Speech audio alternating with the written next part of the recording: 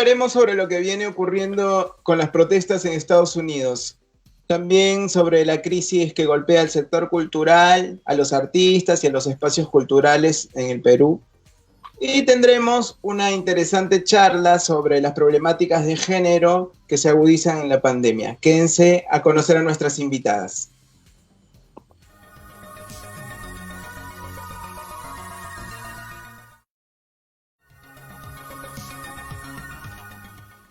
Muy buenas noches. Bienvenidas y bienvenidos a Contracorriente, un programa de La Izquierda Diario Multimedia. Saludamos, como siempre, a la gente, agradecemos a todos los que se están conectando desde sus tablets, teléfonos, computadoras, a la transmisión de este programa a través del Facebook de La Izquierda Diario Perú. Mi nombre es Manuel Vázquez y bueno, esta semana cumplimos un mes de programa. Somos nuevitos. Un saludo a quienes nos siguen desde el primer día. Ya saben que este programa, todos nuestros contenidos los pueden compartir, apropiárselos, para eso estamos, digamos. Bueno, han sido unos días agitados. Cada vez se agudizan más las desigualdades, las crisis en todo el mundo. Y hoy, bueno, tenemos a Estados Unidos encabezando las protestas en la mira de todo el mundo. Hablaremos de esto enseguida, pero antes vamos con las cifras del Ministerio de Salud hasta el día de hoy, jueves 4 de junio del 2001, del 2020, estamos en el día 81 de la cuarentena y hasta el día de hoy se reportan 183.198 casos de personas contagiadas, 9.063 personas hospitalizadas, de las cuales no sabemos cuántas están actualmente en cuidados intensivos. Y bueno, desgraciadamente 5.031 fallecidos por COVID-19. Vemos que, bueno, la meseta obviamente ya terminó, las cifras son cada vez más alarmantes, ¿no? Y bueno, hablando precisamente de personas fallecidas por COVID, hemos visto que hay muchos fallecimientos que se han producido por una escasez de oxígeno, ¿no? Hay escasez, es una escasez que está matando personas, es una escasez que está siendo tomada como una oportunidad de lucro por los empresarios, las clínicas o, bueno, los encargados de proveer el oxígeno a los pacientes, ¿no? Y es preocupante. Un balón de 9 metros cúbicos costaba antes de la pandemia 250 soles. Y hoy en día se pueden conseguir en precio promedio a 2.000 soles y en algunas clínicas hasta 5.000 soles, digamos. Bueno, y eso solo les alcanza a muchos pacientes para mediodía. O sea, es algo que es muy duro. Se veía venir, se pudo tomar precauciones al respecto, medidas preventivas para no caer en escasez, ¿no? Bueno. También vimos los escándalos que hay en las clínicas privadas por el abuso con el cobro de las pruebas moleculares. Las pruebas moleculares son remitidas por las clínicas hacia el INS. El INS es el encargado de realizar las pruebas moleculares. Entonces nos están cobrando casi 700 soles, hasta 700 soles, están cobrando entre 500 y 700 soles por tomarte solamente la muestra y llevarla a un laboratorio donde a ellos les sale absolutamente gratis. Entonces te cobran por el delivery o por el hisopo, ¿no? Bueno, esta vez fueron ¿cuántas? 19.076 pruebas moleculares, las que eran remitidas. Hasta ahora van esa cantidad, o sea, han hecho millones con esas pruebas. Esperamos que esto se revise y pare porque, bueno, ya lo está viendo Contraloría, ¿no? Bien. Entre otras noticias, tenemos, bueno, una ambulante, una trabajadora vendedora ambulante fue arrollada por un vehículo particular mientras escapaba de la policía de un operativo que hacían contra el comercio ambulatorio. Y bueno, terminó con este lamentable suceso en el cercado de Lima.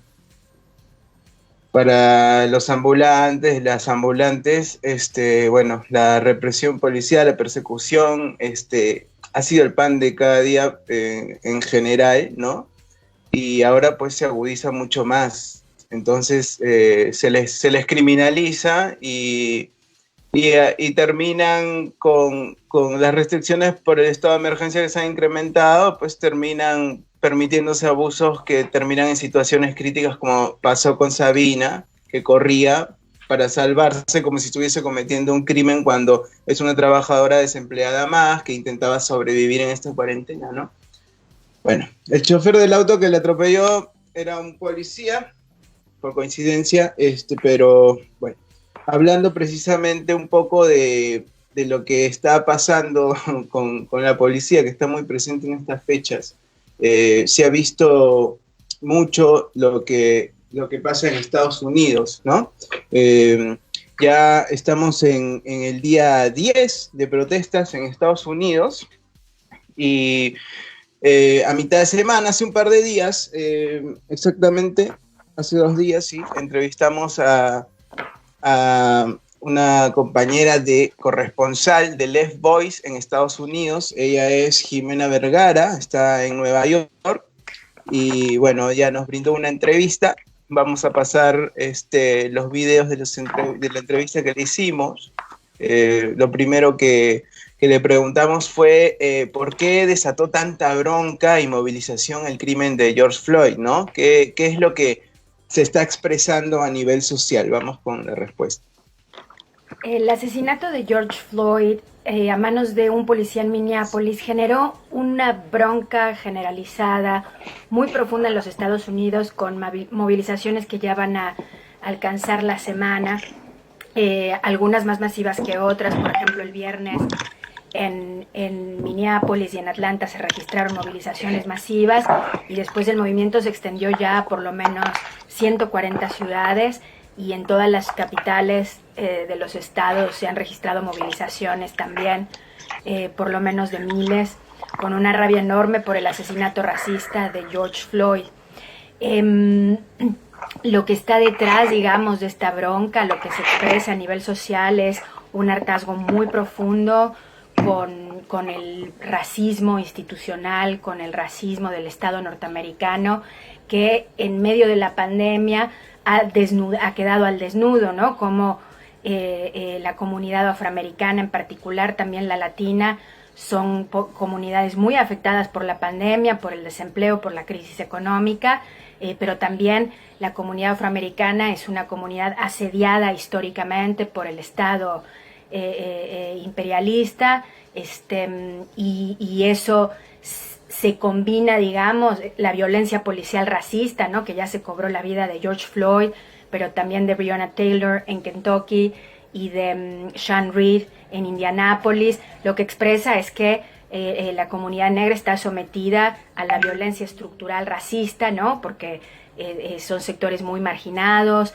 que son parte también del precariado o de los pobres urbanos, y la violencia policial, digamos, que es sistemática y que está inscrita en el ADN del régimen norteamericano.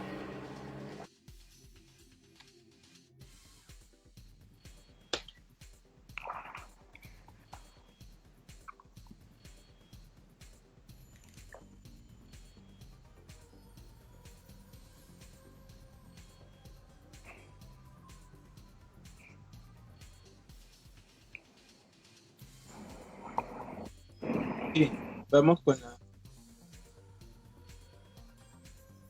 Y en general, ¿qué plantean ante esto los partidos tradicionales? Ante la rabia popular, los dos partidos del régimen estadounidense, el Partido Republicano y el Partido Demócrata, respondieron de manera terrible. Por supuesto, el presidente Donald Trump realizó declaraciones terribles amenazando a los manifestantes con desplegar el ejército. En un tuit espantoso dijo que si hay saqueos habrá tiroteo, asusando a su base social e incluso a las fuerzas represivas a escalar la violencia contra los manifestantes. Es decir, el presidente Donald Trump, como sabemos, es un ultraderechista que ha atizado el odio antiinmigrante durante todo su mandato, y ha atizado también a su base social, a los grupos supremacistas blancos, a actuar agresivamente contra las minorías. Entonces él mismo ha generado un caldo de cultivo propicio, ¿no?, para el racismo, que desde luego no es un problema del presidente Donald Trump, porque el racismo en Estados Unidos es, como dije antes, un problema estructural, y los dos partidos han sido cómplices del mantenimiento de estas condiciones de opresión para la comunidad negra. El Partido Demócrata primero tuvo una línea también terrible, o sea, dijeron que no iban a arrestar a Derek. En Minneapolis, Minnesota, que es un estado hegemónico de los demócratas, desplegaron a la Guardia Nacional inmediatamente para contener las protestas, e incluso se negaban a arrestar a Derek Chauvin, porque decían que hacía falta pruebas e investigación, cuando todos vimos, millones de personas vimos cómo Derek Chauvin asfixiaba con su rodilla contra el piso en el cuello de George Floyd, y eso fue lo que lo mató. Entonces fue muy mala la respuesta. Sin embargo, producto de la rabia popular y del alcance del movimiento, hoy anunciaron en Minnesota que Derek Chauvin va a ser juzgado por homicidio en segundo grado, aunque todavía no es lo que se está exigiendo, porque el movimiento de masas exige en primer grado, porque fue un asesinato doloso. Y también anunciaron el día de hoy que van a arrestar a los otros 3 policías que estuvieron sosteniendo a George Floyd mientras Derek Chauvin lo asfixiaba, lo cual es un triunfo del movimiento, un triunfo parcial del movimiento, pero fue producto de una movilización intensa que fue respondida con una gran represión por parte de la policía local, la Guardia Nacional, y también los toques de queda que impusieron todos los gobernadores, para evitar las movilizaciones que están creciendo, y que se están extendiendo a nivel nacional, y que comenzaron a desplegar métodos más radicales de defensa y enfrentamiento con la policía frente a la represión. Lo que hay que ver es si el anuncio sobre Derek Chauvin y los otros policías va a alcanzar para frenar un movimiento que es muy profundo, porque se basa en un aspecto, como decía, que es parte constitutiva del régimen norteamericano, que es el racismo estructural y la violencia policial racista.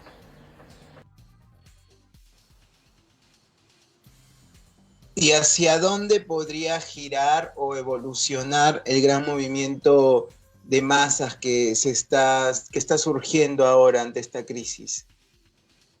Como decía antes, las perspectivas del movimiento están abiertas, ¿no? Es pronto para saber. Hay que ver si el régimen logra calmar la bronca, pero aún que en la coyuntura calmaran la bronca, este movimiento tiene raíces muy profundas que se hunden en la pandemia y en la violencia racista del Estado norteamericano. Entonces todavía es pronto para saber cuál va a ser el desarrollo del movimiento, ¿no? Si alcanza con concesiones parciales, y represión, un discurso para dividir a la vanguardia de las masas, diciendo que hay violentos, ¿no?, en las manifestaciones, por parte, sobre todo, un discurso desplegado por los demócratas para dividir al movimiento. Hay que ver si toda esa operación, más las concesiones que están haciendo, funciona para desmantelar el movimiento, pero parece ser muy profundo, y es muy profundo porque el núcleo duro del movimiento es la juventud, la juventud negra, desde luego, pero también la juventud blanca, millennials y zoomers, como les dicen acá, una nueva generación de jóvenes. Muchos de ellos ya vivieron la recesión del 2008, esta sería su segunda recesión, y luego hay un sector muy amplio, más joven, de entre 15 y 25 años, que son sectores blancos que ya opinan que el capitalismo no tiene nada que ofrecer, que son profundamente antirracistas, profundamente antiopresión.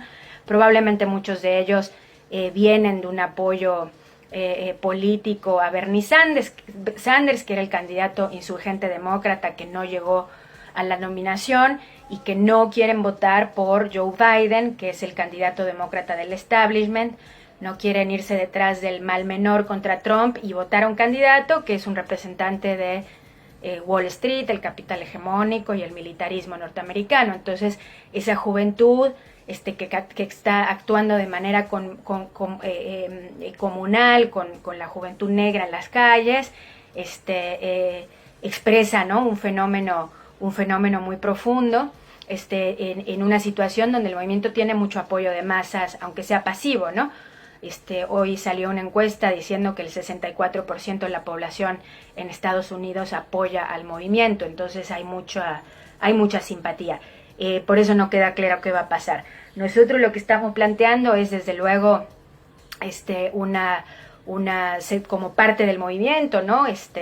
Exigiendo justicia para Floyd y Breonna Taylor, Sean Reed y todas las víctimas de violencia policial, pero también estamos planteando que de las entrañas de este movimiento, ¿no?, y también de las entrañas del movimiento de los trabajadores esenciales, que en los 2 meses pasados venían movilizándose, ¿no?, trabajadores de la salud y trabajadores precarios contra los aspectos más adversos de la pandemia, pero también contra el racismo y la violencia policial, ver si de estos fenómenos surge algo nuevo en Estados Unidos, un tercer partido de ruptura con los capitalistas, con el Partido Demócrata, con el Partido Republicano, enraizado en la clase obrera y en esta juventud, que pueda ser una verdadera representación política de estos sectores, a los cuales el Partido Demócrata ya no les tiene nada que ofrecer.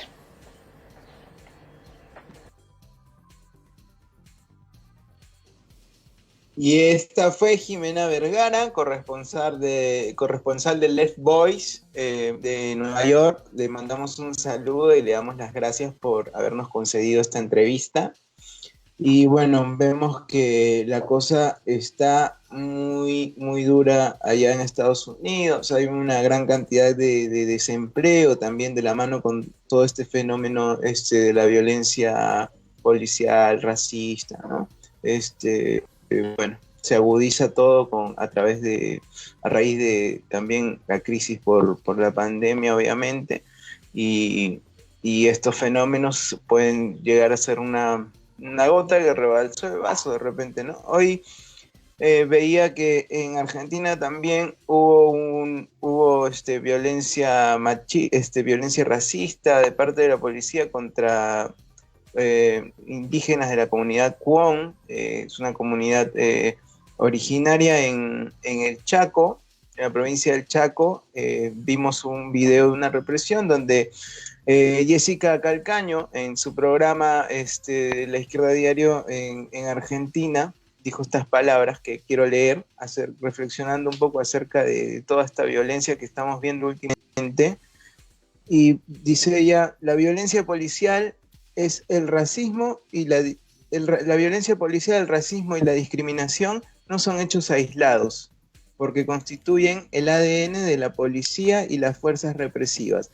Son los que garantizan con el uso de la fuerza y la represión la división de los explotados, de los trabajadores y las trabajadoras por raza, por color, por piel, por género, y esa división es para que gobiernen los dueños de todo. Son estados y gobiernos al servicio de la clase capitalista. Si la violencia policial no es un hecho aislado, tampoco lo es quien tiene la responsabilidad represiva, ¿no? Quien tiene la responsabilidad política de sostener instituciones represivas que están tan podridas y por eso son tan irreformables.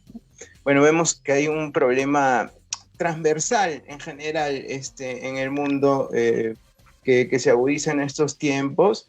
Incluso vimos algunos casos acá también de abuso sexual por parte de policías a menores en los barrios, en comisarías, violencia también por, bueno, un método para combatir la pandemia que no ha funcionado mucho, porque ha habido gente que incluso se ha infectado en las comisarías, se ha infectado durante los operativos, cuando los tiraban al piso, cuando los pisaban, cuando los metían a todos en un patrullero. Yo vi con mis propios ojos cómo un policía le quitó la mascarilla para verle la cara a un muchacho, se la tiró al piso y luego lo obligó a recogerla del piso y ponérsela. Entonces, ese muchacho pudo haberse infectado ahí, no sabemos, ¿no? Pero en realidad esto es un fenómeno que marca la deficiencia de repente de utilizar el presupuesto que se pone para todo este aparato, de repente para la salud, para el sistema primario de salud, donde hay cientos de profesionales, miles de profesionales que hoy no pueden estar cumpliendo sus labores de repente, pero pertenecen al rubro de la salud y podrían estar cumpliendo un trabajo comunitario en las calles, y creo que podría ser mucho más superador que recibir palos para la población, recibir educación, asistencia al respecto de la coyuntura, ¿no? Vimos que hay un caso de desaparición, incluso dentro de la misma institución, desaparecieron en Tacna a un soldado, todavía eso se está investigando, pero vemos que realmente hay una cuestión muy escandalosa que hay que analizar cautelosamente, ¿no? Porque es un fenómeno que hoy se muestra escandalosamente, pero que es permanente de alguna manera. Bueno, vamos a cambiar de tema un poco y tenemos una invitada para hablar un poco de lo que viene pasando con la cuestión cultural, ¿no? La cultura también viene siendo golpeada, el trabajo de los artistas también viene siendo paralizado, los espacios culturales han cerrado, los teatros, las galerías, los museos. Entonces, lo que escuchamos últimamente de cultura nos lleva a los escándalos del Ministerio de Cultura, a los 175.000 soles que se destinaron a pagarle a una persona, que es Cisneros, una persona que dio unos servicios que hasta ahora, de los cuales hasta ahora no se tiene una explicación clara y que está en investigación, incluso el propio presidente alrededor de este caso. Hemos tenido recientemente la renuncia de la ministra de Cultura y bueno, para contrarrestar un poco eso, sacaron que hay 50 millones de soles que se han destinado al Fondo de la Cultura, que no sabemos todavía cómo se van a administrar porque no hay un relevamiento, no hay un relevamiento fino de quiénes son realmente los trabajadores y las trabajadoras de la cultura, cuánta gente hay alrededor para que de repente puedan recibir algún bono si ese fuera el caso, o incluso cómo se va a destinar ese presupuesto, porque lo cultural también abarca museos, lugares arqueológicos. Entonces es tan amplio y tan difuso todo lo que hemos visto hasta ahora. El Ministerio de Cultura no había sacado ningún decreto hasta, bueno, hace poco, cuando sacó este decreto de los 50 millones, que ojalá se utilicen bien, pero realmente sabemos que la situación para los artistas es cada día más difícil y que esto no necesariamente no va a paliar nuestra situación, ¿no? Que podría también venir arrastrando, colapsar ahora, pero venir arrastrando una dinámica ya desde hace muchos años atrás en nuestro país, donde los artistas la tienen que pelear y sacar adelante su chamba a pulmón. Entonces, para hablar un poco de esto y que nos cuenten y tener información de primera mano al respecto, hemos invitado a Ana Chung. Ana, ¿nos escuchas bien? ¿Cómo estás? Hola, ¿qué tal? ¿Cómo estás? Gracias por la invitación. Muchas gracias también por acompañarnos el día de hoy. Ana es bailarina, directora y fundadora del Centro Cultural Cine Olaya. Bueno, Ana, cuéntanos un poco en general, ¿no? Hoy, como decíamos, estamos entrando a un momento de cambio y de crisis también para la cultura en el Perú, que nunca la ha tenido tan fácil que digamos, pero para la gente, para que la gente se entere un poco más, cuéntanos cómo, desde antes de la pandemia, cómo era ser artista independiente en el Perú y sostener un proyecto como el que sostienen ustedes, que además es un proyecto muy completo, un gran proyecto del cual les vamos a contar más adelante. Pero dale, cuéntanos. Te cuento, bueno, muchas gracias. Los artistas independientes vivimos en constante lucha todo el tiempo. Creo que es una constante reinvención, constante emprendimiento, ¿no? Muchos vivimos y viven del día a día, ¿no? De las taquillas, de lo que pasa constantemente, porque no hay una capacidad, digamos, de inversión muy fuerte por lo general, ¿no? Estamos muy luchando para estar juntos, para producir, para encontrar distintas estrategias y seguir adelante, pero yo diría que la lucha más importante y constante que cada artista, grupo, asociación viene arrastrando y ahora es cada vez más fuerte, es la lucha constante por la valorización de nuestro trabajo, por la profesionalización, porque la gente nos considere que nuestro trabajo, para empezar, es trabajo. Creo que claro, eso es algo que va muy por debajo de todo, o sea, porque ya sabemos que para mucha gente, independiente, artista o no, siempre hay barreras, ¿no? Desde lo económico, tu capacidad de inversión, tu capacidad de ir generando proyectos, ir sumando, etcétera. Pero muy sobre todo eso también creo que está el que vivimos en una sociedad que no nos valora o no valora el trabajo de un artista. Entonces creo que sobre esa pequeña lucha que además es el camino, creo, hacia la gran informalidad en la que nos encontramos constantemente, ¿no? Entonces mantener un espacio, empezar un proyecto como el del Centro Cultural Cine Olaya, para nosotros, aparte de un sueño de poder tener un espacio donde podamos desarrollar nuestras propias iniciativas, etcétera, fue como abrir o destapar una botella que está a presión y ver la avalancha de necesidad de espacios de convergencia, de unión, de compartir y de la profesionalización de nuestra actividad, ¿no? Bien, ¿y cómo los viene, en qué situación los pone ahora el confinamiento social, la crisis por el COVID? Digamos, ustedes tienen un espacio que cuesta sostener, digamos, ¿no? Y esta situación realmente nos obliga o sea, nos ata de manos de alguna manera. ¿Esto cómo repercute en el caso de ustedes? Definitivamente para nosotros sostener este proyecto estos 3 primeros años ha seguido siendo una inversión constante de energía, de dinero, de trabajo, de mucha gente y de un trabajo bastante cooperativo de instituciones que han visto y nos han donado cosas, y todo ha sido como una lucha constante de sumar fuerzas.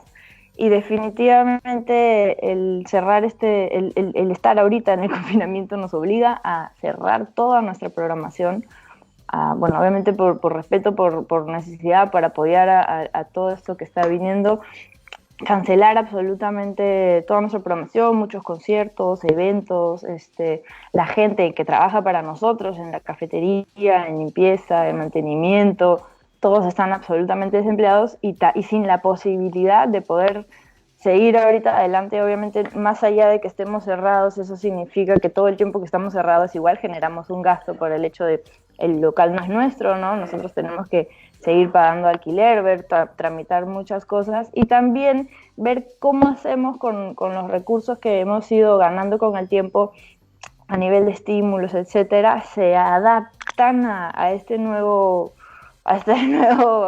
forma, ¿no? Claro. Entonces, en un inicio estamos ahí un poco a la espera y expectativa de hacia dónde se están convirtiendo estos lenguajes, cuál va a ser nuestra nueva modalidad por mientras se decide un poco hacia dónde va a ir el proyecto, y sabiendo que así como nosotros nos convertimos en una especie de plataforma que alberga a los distintos artistas independientes, ya ese espacio era una plataforma, ahora tenemos que ver cuáles van a ser las siguientes plataformas, ¿no? Para seguir avanzando, pero ahorita estamos en una crisis fuerte entre que estamos todavía pisando sobre cosas que no están no sabemos nada todavía, nada es muy certero, y vamos pisando un día a la vez, tomando decisiones que nos permita eso, retomar fuerzas, seguir con el proyecto, si es que se puede, y ver de dónde, cómo sobrevivimos. Cómo salvarlo también, claro. Mucho de este proyecto depende de las personas que estamos ahí involucradas y nosotros mismos como artistas que ya veníamos, digamos, invirtiendo lo poco que podemos tener a disposición. Ahora también estar sin trabajo también nos genera otro tipo de necesidades, ¿no? También. Claro, de hecho cabe resaltar esto, ¿no? Que hay un colectivo de profesionales detrás de este espacio, como de muchos otros espacios que realmente bancan sus proyectos, incluso juntando plata de otros trabajos que hacen por fuera, ¿no? Y esto también viene siendo un límite. Realmente hay muchos trabajadores alrededor del sector cultural, en el mantenimiento de las infraestructuras, en la técnica, en las luces, en cámaras, etcétera, que de repente que claramente, ¿no? De repente se están viendo afectados. Y estaría bueno pues pensar también algunas políticas al respecto, ¿no? Porque ustedes han declarado a la emergencia la cultura en emergencia, ¿no? Eso me parece bueno que se replique y que se tome en cuenta también para que los artistas puedan manifestarse en esta situación desde los medios que tengan, para que realmente se pueda un poco prestar más atención a la cultura, que hoy es tan importante además para la salud mental, porque la gente en el confinamiento social se viene apoyando y sosteniendo de productos culturales y artísticos también, por un lado, y estos productos culturales y artísticos deberían tener acceso, llegar a la gente, y de repente no solamente estar en las grandes plataformas que las personas tienen que pagar. Ustedes realizan también desde su espacio, han venido realizando un trabajo comunitario importante, ¿no? Me parece que el cine Olaya es un lugar que no solamente repercute en el medio artístico o en lo que saquen como producto, sino también en la comunidad, en su entorno, ¿no? Y podrías contarnos por qué te parece importante que existan espacios de este tipo, iniciativas de este tipo, que no dejen de existir en este momento, sino por el contrario, que incluso puedan reproducirse y hacer nuevas iniciativas, como dices, ¿no? A pesar de la coyuntura. Sí, definitivamente, como dices, nosotros, no solo nosotros, sino todo el sector cultural se ha declarado en estado de emergencia.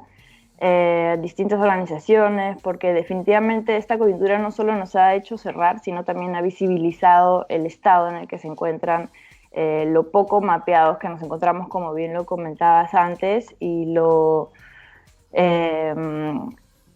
se dice? Lo poco representados que estamos, ¿no? Entonces, y también, por otro lado, está saliendo a la luz la cantidad de organizaciones que vienen trabajando el día a día, como bien dices, no solo para entretenimiento necesario, creativo, y desarrollar el universo creativo de nuestra sociedad, ¿no? Sino también va muy de la mano y muy ligado a todos los procesos culturales que tienen que ver con el desarrollo de nuestra comunidad, de nuestra educación, de nuestra historia, ¿no?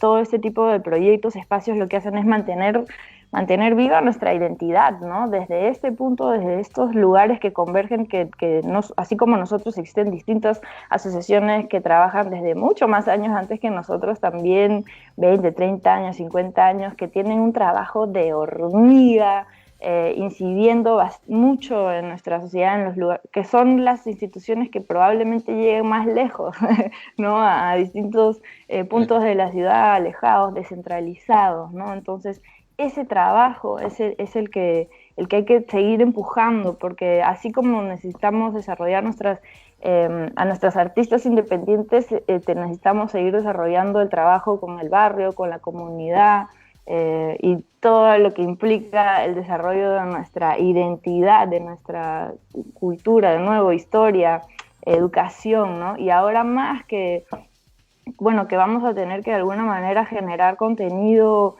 educativo, virtual, por ejemplo, contenido, etcétera. Ahí está de la mano de todos los recursos audiovisuales, musicales, teatrales, de todas las representaciones de nuestras artes, ¿no? Bien, cuéntanos un poco qué vienen haciendo ustedes, cómo se les puede apoyar, cómo se puede visibilizar su lucha, acompañarlos, ayudarlos. Cuenta un poco para que la gente se entere y quienes puedan apoyen. Sí, poco a poco nos hemos ido organizando un poco, fortaleciendo, alimentando, digamos, de las nuevas plataformas. Ahorita nos encontramos en una etapa muy difícil, en una crisis muy fuerte para saber cómo poder sostener un proyecto de esta magnitud sin ningún tipo de ingreso y toda la cantidad de deudas que tenemos que seguir pagando. Entonces hemos lanzado una campaña de financiamiento, de búsqueda de fondos, en la que hemos hecho un pequeño video que lo podemos compartir también, donde estamos explicando un poco cómo se van a utilizar nuestros recursos, que va a ser básicamente para solventar esta crisis, y estamos haciendo esta pequeña colecta. Y luego vamos a empezar a hacer distintos tipos de actividades virtuales, algunas gratuitas, algunas no, quizá, ¿no? También vamos a hacer una subasta de arte pronto, pero por ahora la parte, digamos, la manera más inmediata es mover las donaciones, y si no hay efectivo, porque sabemos que todos estamos en crisis, siempre compartir esta información. Quizás siempre hay alguien que puede aportar algo, así que todo suma para ir juntos construyendo este espacio y ver cómo lo seguimos creando y creciendo. Bueno, desde acá obviamente compartiremos el video junto a la publicación del programa, y obviamente les damos las gracias, los felicitamos por sostener un espacio como el que sostienen, independiente, a pulmón, además muy profesional, y que nuclea a un sector importante de artistas y de otros proyectos, ¿no? que se pueden mover gracias a la existencia de este espacio. Bueno, antes que nada, felicitaciones por eso a todos los artistas, en verdad, que la vienen luchando también, ¿no? Ojo que el hecho de contribuir con esto, que no se vea simplemente como una colaboración, esto es para la gente, es una inversión también, es apostar porque sigan existiendo estos espacios, por expresar, porque si los fenómenos como estos, que hoy en día los tenemos que salvar los artistas, los tenemos que salvar con la solidaridad de la gente, los tenemos que salvar de repente por vacíos que existen en nuestra política cultural, ¿no? Que sean considerados como una expresión también en contra precisamente de estos asuntos, ¿no? Del vaciamiento, del desfinanciamiento cultural. Y creo que la mejor manera de darle la contra es seguir existiendo, resistir, y bueno, que la gente pueda contribuir a eso. Tiene un gran significado también con el hecho de la cultura, de aprender a valorar, como decías, Ana, aprender a darle el valor que la cultura tiene y que el trabajo de los artistas tiene, la importancia que debería tener. No nos han enseñado de repente a darle ese valor, y está bueno que estas experiencias también sirvan de alguna manera para esto, ¿no? Bueno, ya estamos llegando al final. Te agradezco mucho por haber aceptado esta invitación. En algún momento tenemos que hacer alguna movida cultural, protestas culturales por redes, por supuesto que los vamos a invitar. ¿Podrías despedirte de la gente, agregar lo que quieras? Dale. Bueno, muchas gracias por la invitación. Creo que este tipo de espacios es importante para seguir, como decíamos, ¿no? Revalorando lo que tenemos, darle fuerza y nada, y a todos los artistas independientes y grupos, nada, unir fuerzas, creo que es importante, es un momento para conectarnos, para trabajar juntos, para seguir creciendo de la mano y no aisladamente, y que bueno, ahí estamos para todo lo que necesitemos y seguir sumando fuerzas juntos, ¿no? Aguantemos. Bueno, un abrazo grande, Gracias. Muchos éxitos para ustedes. Saludos. Saludos. Saludos. Bien, esto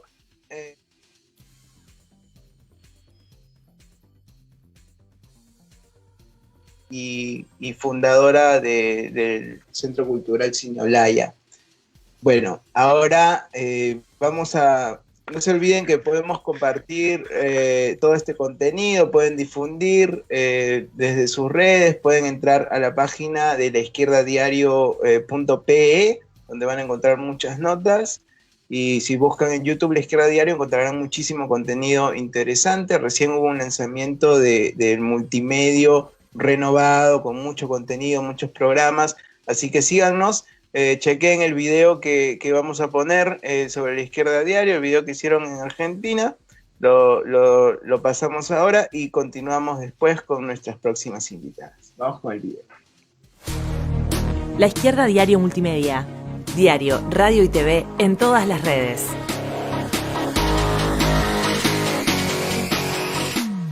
Somos el medio donde todos pueden ser corresponsales, conectar y generar las noticias. La voz que informa lo que otros callan. Todos los días, noticieros en vivo, información internacional actualizada, conectados por nuestra red de diarios desde Estados Unidos, Europa y Latinoamérica.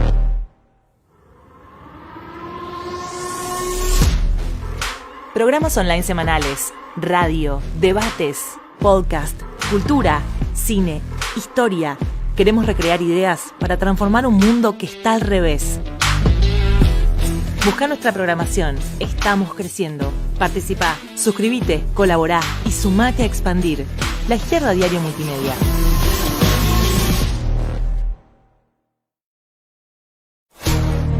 La Izquierda Diario. Esto fue el video de La Izquierda Diario Multimedia.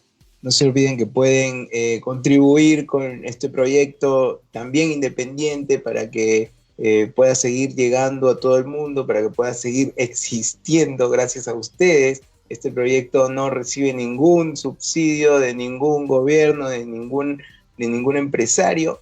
Es meramente independiente y militante. Así que pueden contribuir, pueden compartir nuestros contenidos, comuníquense en nuestras páginas. Al final de las notas tenemos ahí una información, un contacto para quienes puedan y quieran también colaborar económicamente con este medio.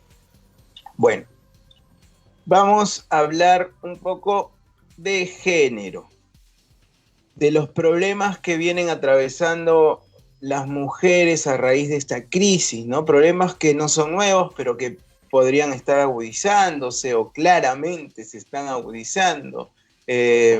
Bueno, para esto, hoy justo escuchaba o leía entre algunos comentarios las dudas de qué tiene que ver el COVID-19 con la cuestión de género. ¿Acaso el virus es machista?, preguntaba la gente. Y bueno, es importante que podamos llegar a entender y a dimensionar cuánto puede realmente golpear una crisis como esta, el confinamiento social, a las mujeres, ¿no? Para hablar de esto, tenemos a dos invitadas el día de hoy. Ellas son Tamia Lavado, es economista de la Universidad Nacional Mayor de San Marcos. Hola Tamia, ¿estás en línea? ¿Nos escuchas bien? No sé si tenemos comunicación con Tamia. ¿Aló, me escuchas?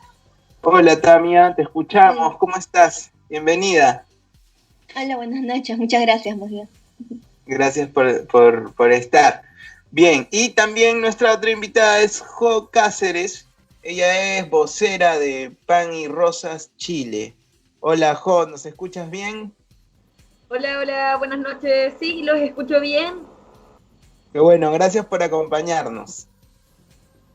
Bien, cuéntenos más o menos, vamos a dividir las mismas preguntas en orden como por cuestiones de despliegue técnico. Cuéntenos en qué situación ha puesto la pandemia y el confinamiento social a miles de mujeres. Vamos con Tamia primero.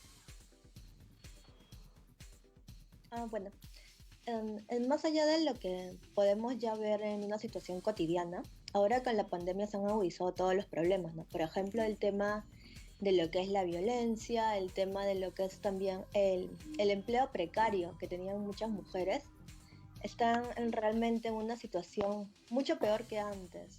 Esta crisis va a golpear, ya se viene toda una crisis y los ajustes van a empezar siempre por lo que les es más fácil, ¿no?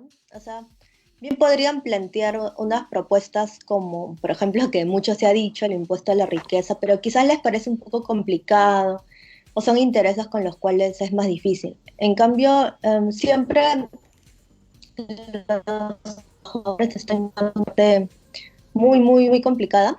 Y en este caso en específico son las mujeres las que llevan la peor parte, porque son las que están, por ejemplo, en el sector servicios, son también las que están en el tema de empleo informal. Ahora imagínate una mujer que sufre violencia, por ejemplo, y que además pierde su empleo. Entonces va a tener menos recursos para poder escapar de esa violencia. Por eso es tan importante, ¿no? Es tan importante relacionar su condición, también las condiciones que tiene, las condiciones económicas, con lo que puede, con todas las desventajas que puede tener por el hecho de ser mujer.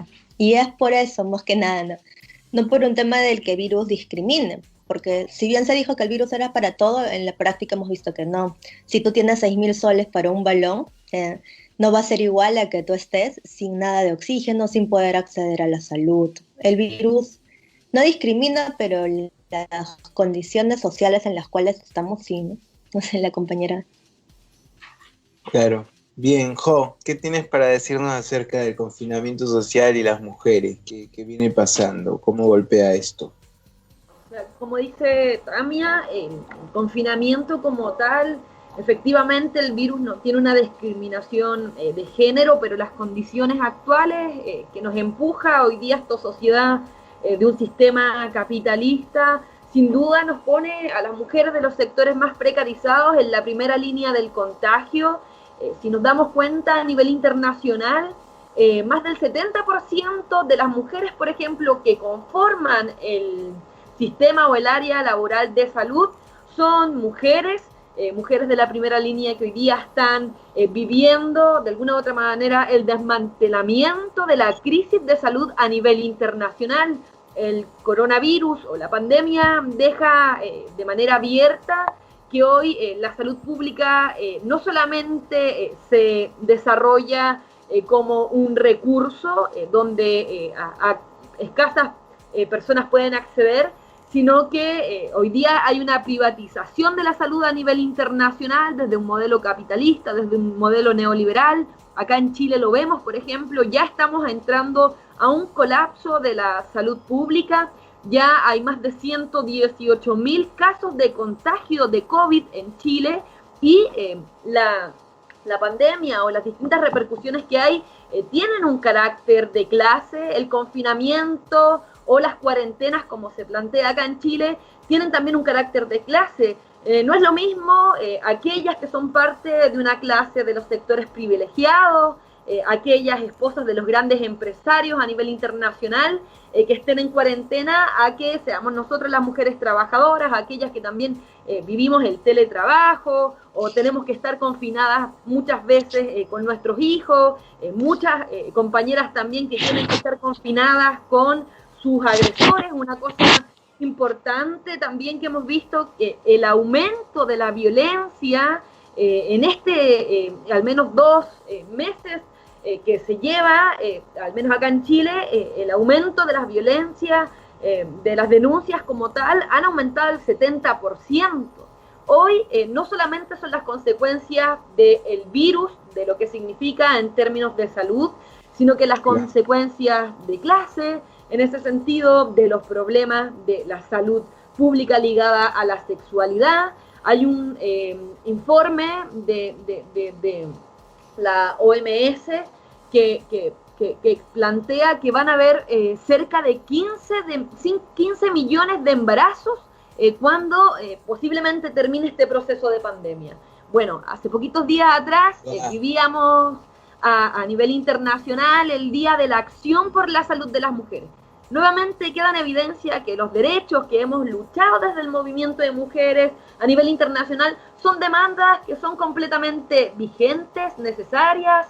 El derecho al aborto legal, libre, seguro y gratuito. Hoy día, cuando aumentan las denuncias por la violencia hacia nosotras las mujeres, también vemos la necesidad de cómo poder poner freno a aquello donde hoy día aquello está muy vinculado con el rol que tiene el Estado, los gobiernos que dejan de completo abandono a las mujeres, donde se despide. Acá en Chile, por ejemplo, ya hay más de 1,5 millones de despidos. Esas son las consecuencias de la pandemia del coronavirus, cuando hay carácter de clase de por medio, que afecta y nos afecta a las mujeres trabajadoras por sobre todo. Bien. Tamia, justo, bueno, hablando un poco de la cuestión laboral, ¿no? Que también mencionaba recién Jo, en cuestión laboral nosotros vemos que hay muchas trabajadoras en primera línea, muchas mujeres, un gran porcentaje de las enfermeras son mujeres, sin contar las médicas que tenemos trabajando ahora en primera línea. Otras realizan teletrabajo, digamos. Muchas otras son despedidas o como en el caso de las ambulantes, recién contamos hoy el caso de una ambulante que falleció atropellada escapando de un operativo policial. El 60% de las mujeres de los ambulantes en el Perú son mujeres, y bueno, o hay gente que directamente no puede trabajar o para trabajar tiene que exponer sus vidas, ¿no? Bueno, estas mujeres, mientras por otro lado vemos que se incrementa el trabajo doméstico, que recae mucho sobre las mujeres también, ¿cómo vemos toda esa situación alrededor del trabajo, digamos? Sí, lo que pasa es que justamente para evitar este tipo de cosas se había hablado de lo que es un bono universal. Se sabía que las personas en Latinoamérica y en Perú en específico vivimos de lo que es del día a día. Entonces, si ya se sabe de antemano que más del 70% de trabajadores se encuentra con un empleo informal, ¿cómo íbamos a esperar de que no salieran, ¿no? Entonces, eso sumado a lo que tampoco tenían, o sea, por ejemplo, cuando critican el tema de tener un refrigerador o algo así, ¿para quién es el refrigerador? No es para alguien que puede comprar comida quincenal, mensualmente. Si yo sé que voy a ganar dinero a diario y compro a diario y hago mi mercado a diario, tal vez no está entre mis prioridades. Entonces, en realidad, esta crisis lo que ha hecho es simplemente poner al descubierto muchos problemas que habíamos estado tapando durante mucho tiempo. Recuerda que venimos de más de 10 años de crecimiento económico, incluso cerca de 20, ¿no? Y es la idea que siempre se nos ha vendido. Entonces, ¿cómo puedes explicar que a pesar de ese crecimiento, el empleo informal estaba, ponte, el 2004, 2005 en 79% y ahorita está en 72%? Entonces, el crecimiento no ha hecho cambiar, realmente la estructura económica que te permita generar otro tipo de puestos de trabajo. Y si hablamos de las remuneraciones, o sea, vemos cuánto dinero, después de producir todo, cuánto dinero va a trabajadores y cuánto dinero va a las empresas, en realidad el crecimiento económico se ha ido muy disparejo. El crecimiento económico no le ha terminado llegando a los trabajadores. Y eso solamente al sector formal.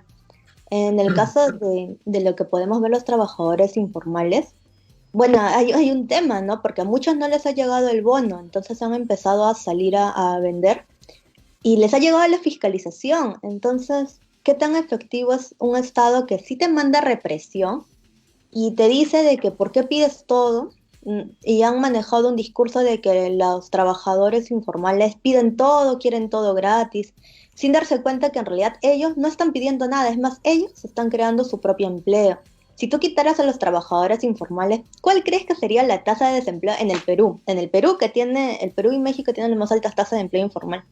estaría por los cielos. Entonces, el tema del empleo informal es importante tanto porque ayuda a muchas personas a generar su propio empleo, a personas que no pueden ser absorbidas por lo que sería la parte moderna de la economía, no son absorbidas por las empresas, no llegan a ser asalariados, y además el empleo informal pone a disposición tanto trabajo barato, porque muchos acceden a este trabajo barato, hacen uso de estos servicios de trabajadores informales, como también productos a un empleo, a un costo bajo, ¿no? Porque si yo tengo que comprar un producto en un supermercado, en algún lugar, me puede costar 9, 10 soles, y el mismo producto quizás en un trabajador ambulante, yo lo puedo conseguir por 1 sol, por 2 soles. Entonces, el empleo informal tiene varias funcionalidades y es perfectamente funcional dentro de lo que estamos, ¿no? Es un complemento para lo que vendría a ser el trabajador formal.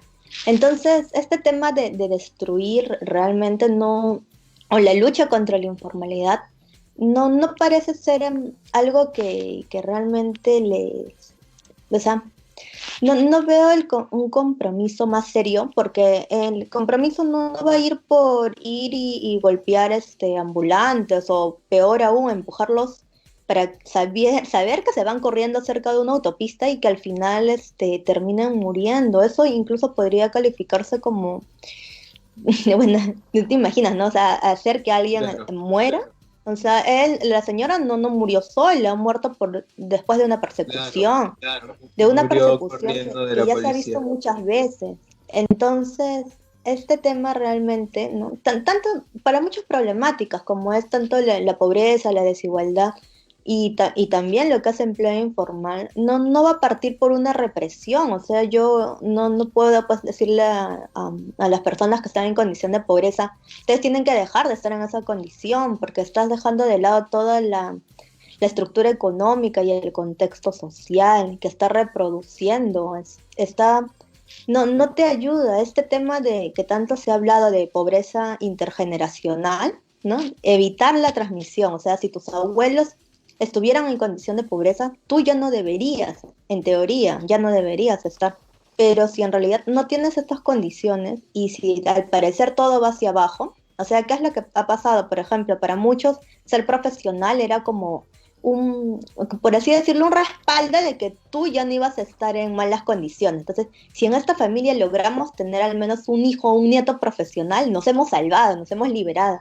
Y este sueño en realidad, ¿en qué ha devenido? Porque al tener mayor cantidad de profesionales y no tener un país, pues bueno, al menos hablo de Perú, no tenemos para absorber a profesionales calificados y todo esto, solamente les estás reduciendo al final el ingreso, ¿no? Entonces, si antes un profesional podía ganar 4 o 5 veces lo de un obrero, ahora ya no.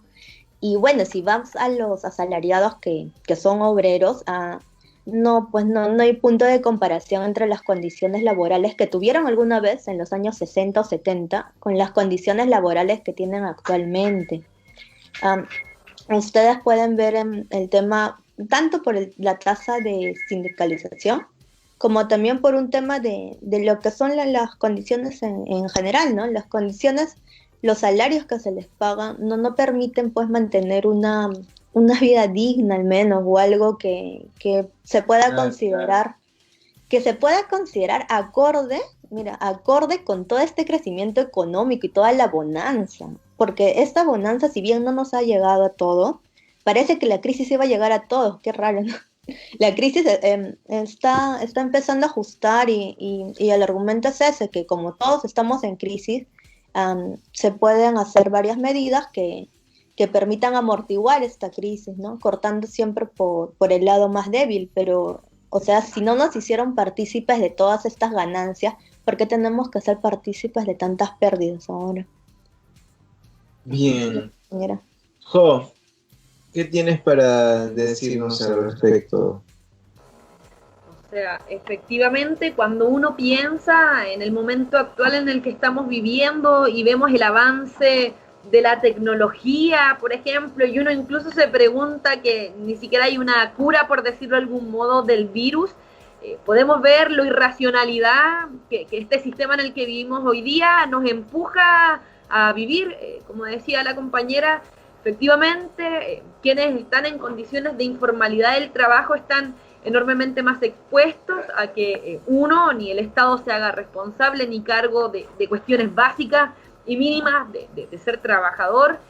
Hoy día queda de manifiesto que la primera línea del contagio, en este caso, quienes conforman aquellos áreas de salud, de higiene, de limpieza en los hospitales, están viviendo en primera instancia la crisis que aquellos empresarios que han destruido la salud pública a nivel internacional nos quieren hacer pagar a nosotros, los y las trabajadoras.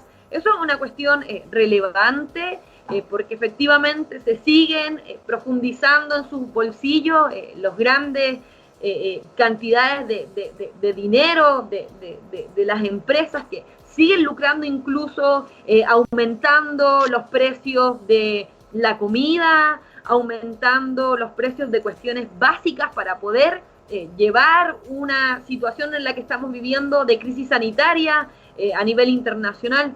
Ahora yo creo que es importante también poder pensar que en nuestro caso, como mujeres trabajadoras, yo soy trabajadora del aseo acá en una universidad pública, de educación pública en Chile, vocera de Pan y Rosas, ¿qué necesidades urgentes vemos para poder poner freno a estas políticas que, en el caso de Chile, el gobierno de Sebastián Piñera, el mismo gobierno que encerró a más de 2.000 personas en la revuelta ahora en octubre y que sigue manteniendo encarcelados, que hoy día nos golpea con una ley de supuesto cuidado del empleo, pero que en realidad lleva a más de 1,5 millones de personas sin trabajo, donde quienes lideramos esas cifras somos las mujeres.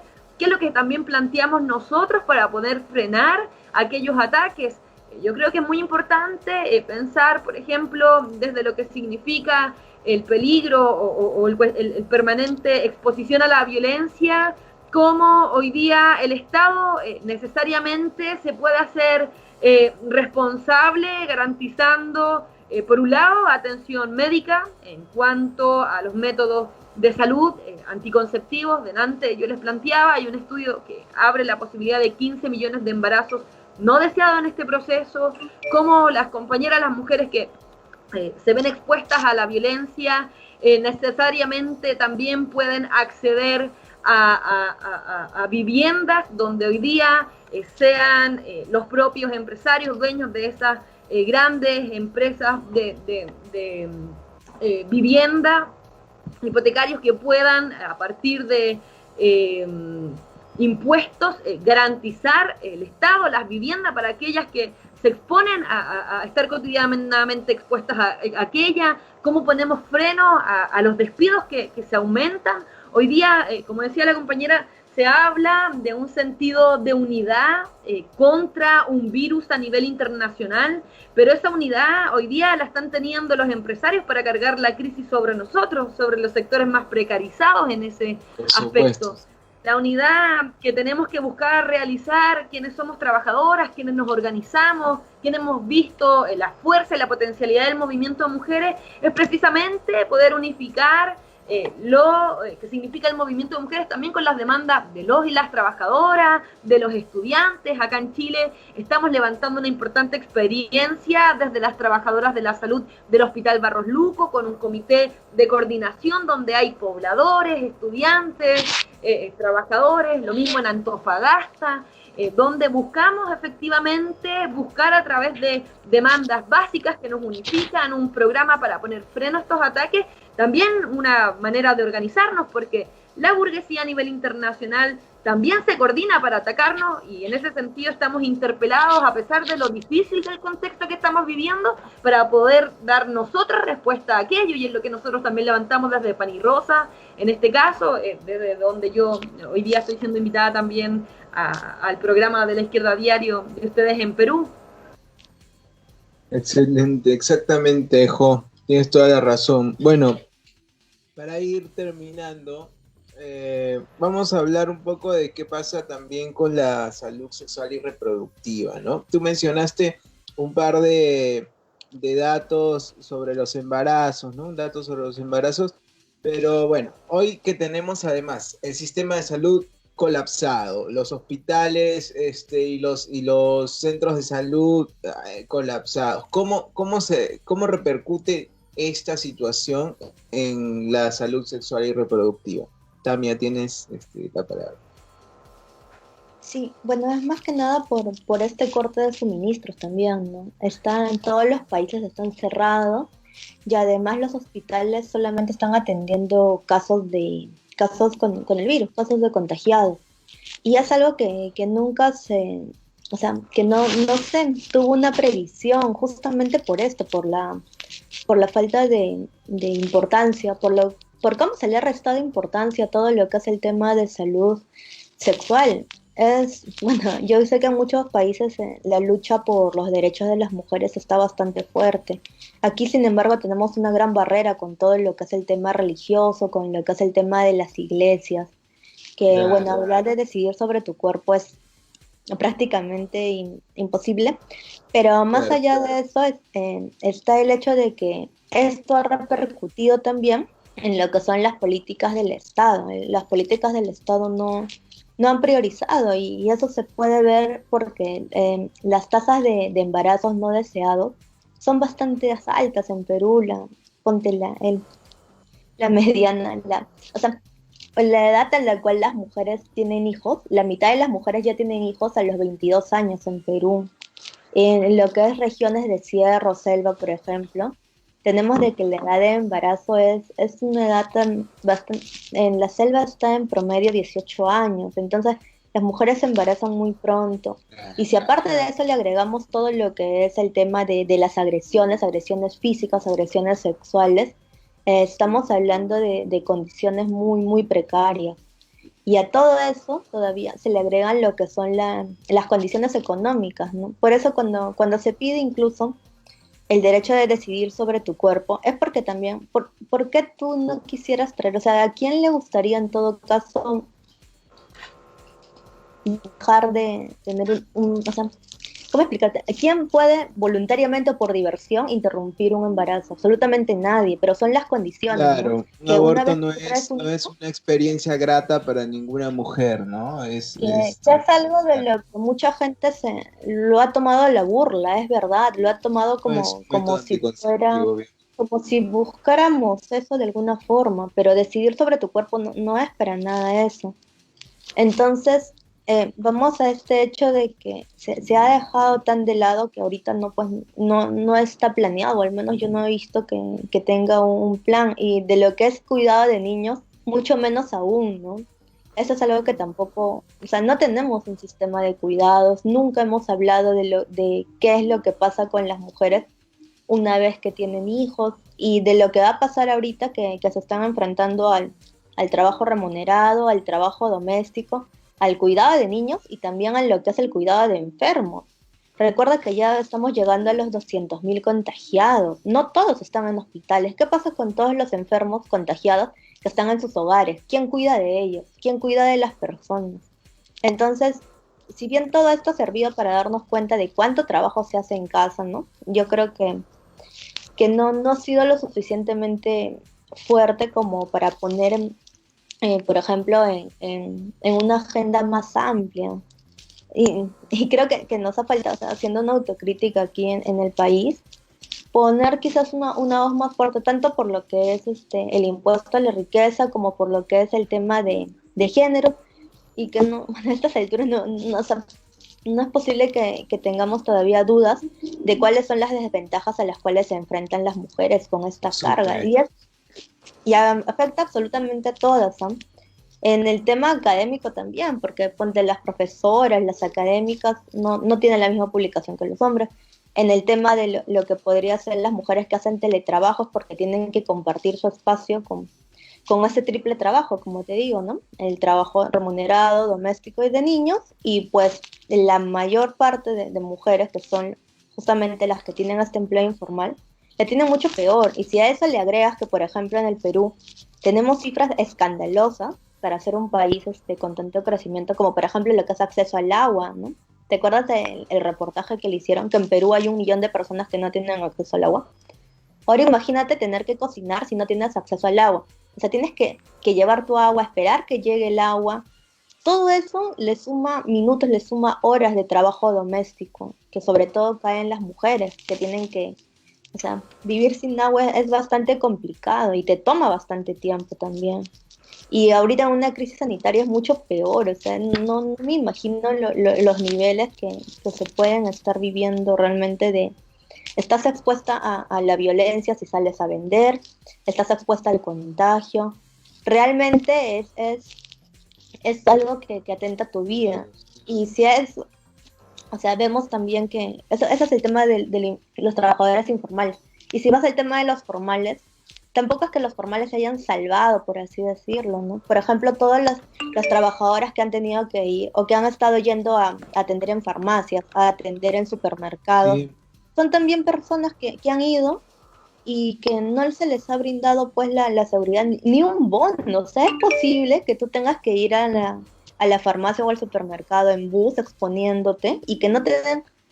Y sabes, o sea, habría que ver un análisis después de todo esto de cuánto Incluso, han ganado. claro, se ¿Cuánto dice que las trabajadoras de las farmacias, las técnicas de las farmacias, también están de alguna manera en primera línea, se encuentran en primera línea porque incluso al colapsar la salud, la gente antes de ir a un hospital, cuando tiene algún síntoma, muchos van a la farmacia primero, ¿no? A preguntar, a comprar un medicamento.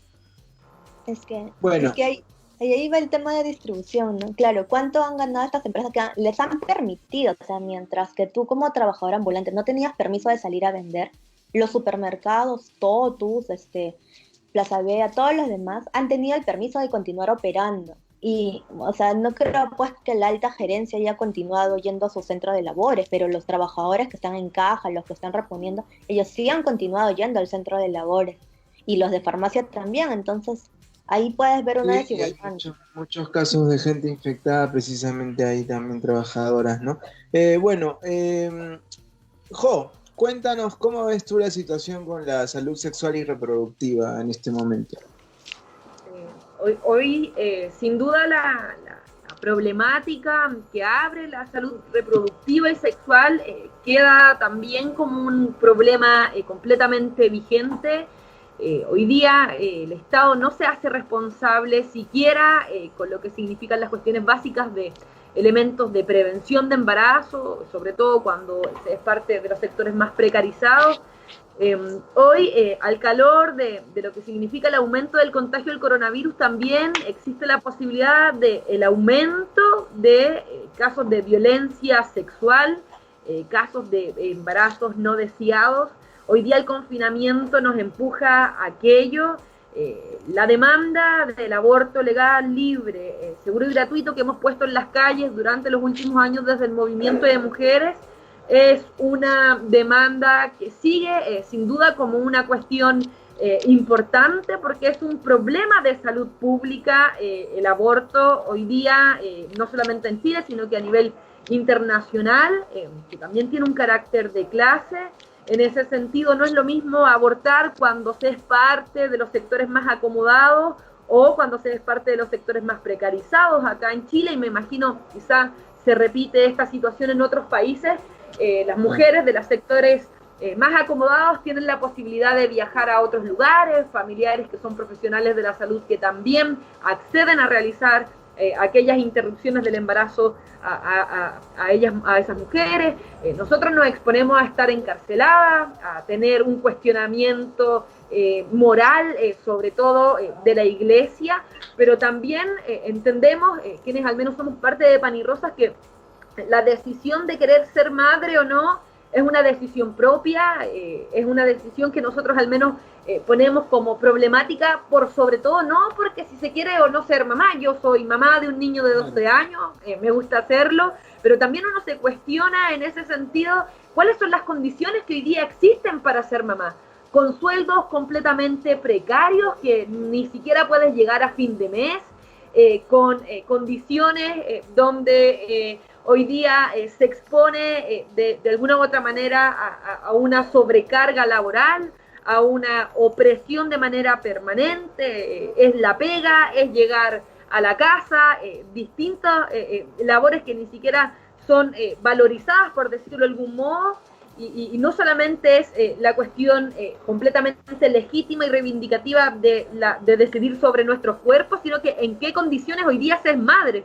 Y hoy día en tiempos de pandemia también es importante cuestionarse aquello, donde hoy día nos vemos empujadas a quienes quieran decidir esta opción, a estar, como te decía delante, encarceladas, ser cuestionadas a través de la moral de la iglesia que se nos ha impuesto a las mujeres, por sobre todo para seguir perpetuando los roles que se nos enseñan como si fuera lo natural o lo histórico. Hoy ahí vienen llevando adelante también el movimiento de mujeres una lucha por la separación de la iglesia y del Estado, precisamente, ¿no? Sí, es una de las demandas también importantes que se han puesto en evidencia desde el movimiento de mujeres, pero también, como te decía, el problema del aborto es un problema de salud pública.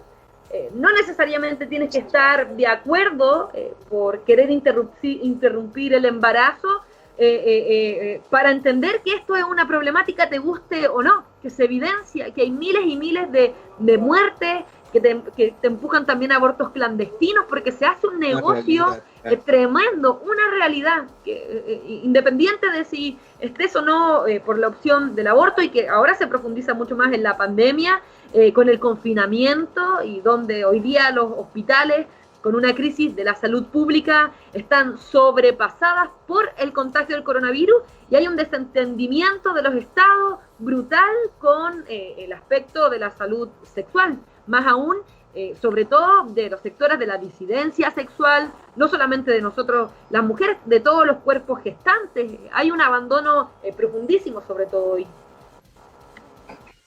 Sí, efectivamente, es muy duro y mucha gente piensa incluso que votar por esta ley, luchar por esta ley es promover el aborto, y me gustaría leer nuevamente la consigna que tienen acá en el pañuelo con la campaña de legalización, que es precisamente un pañuelo que nos hicieron llegar de Pan y Rosas acá al programa, y dice claramente, dice: educación sexual para decidir, anticonceptivos para no abortar y aborto legal para no morir. El aborto no es una situación alegre ni grata para ninguna mujer.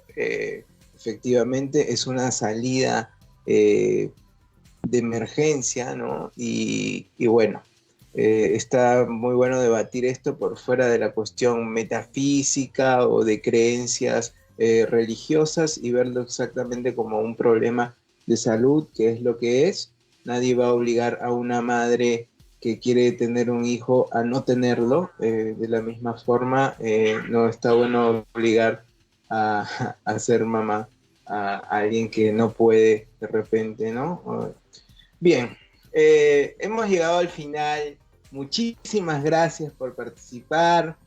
Tamia, si nos estás escuchando, ¿tienes algo que agregar para despedirte de la gente? ¿Estás ahí?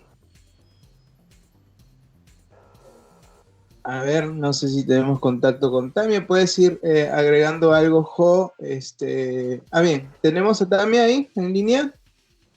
¿Nos escuchas? No, sí, a mí me gusta bastante el proceso que se ha vivido en el país de Chile, ¿no? Yo creo que quizás nos podría contar un poco mejor la compañera, no sé si voy a estar chequeando los eventos, porque este tema de que, o sea, lo importante que ha sido.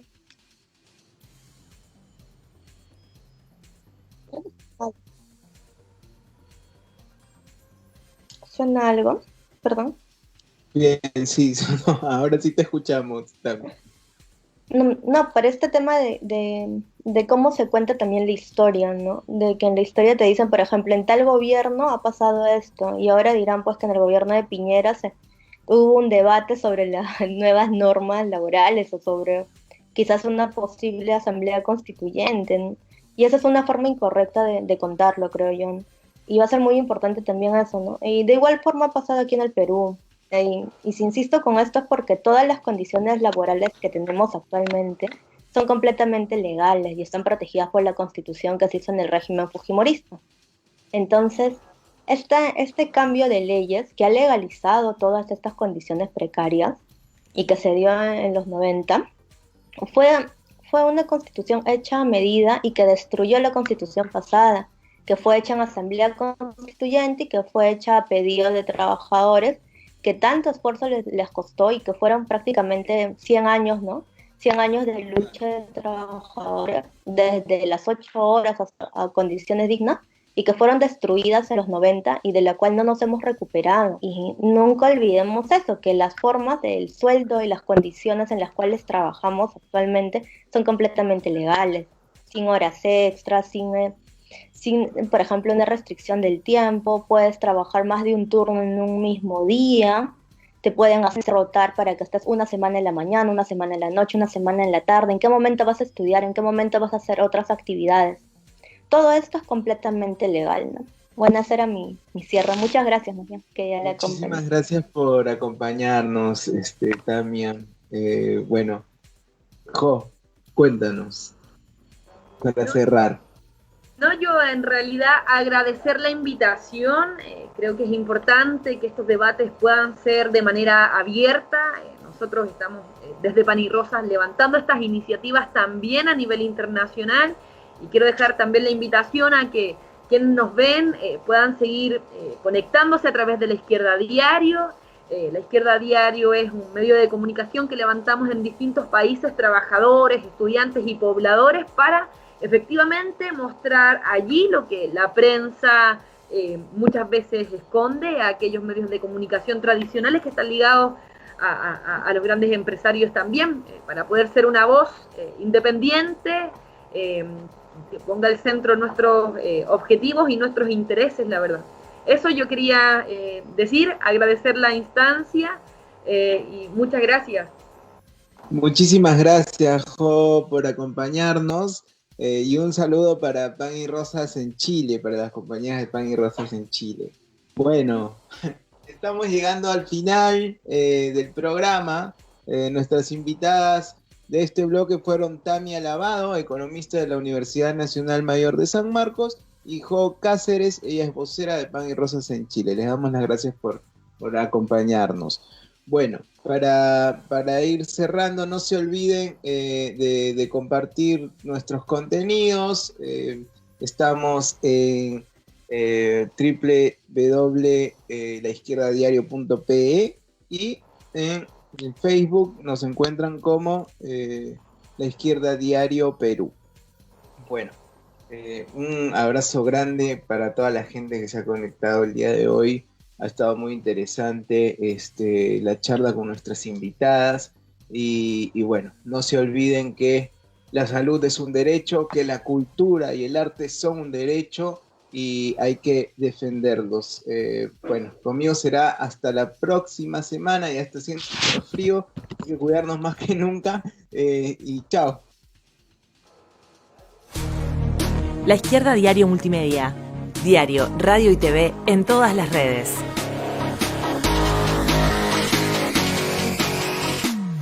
Somos el medio donde todos pueden ser corresponsales, conectar y generar las noticias. La voz que informa lo que otros callan. Todos los días, noticieros en vivo, información internacional actualizada, conectados por nuestra red de diarios desde Estados Unidos, Europa y Latinoamérica.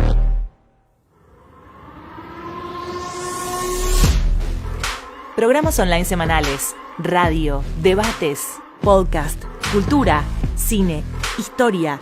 Queremos recrear ideas para transformar un mundo que está al revés. Busca nuestra programación. Estamos creciendo. Participá, suscríbete, colaborá y sumate a expandir. La Izquierda Diario Multimedia.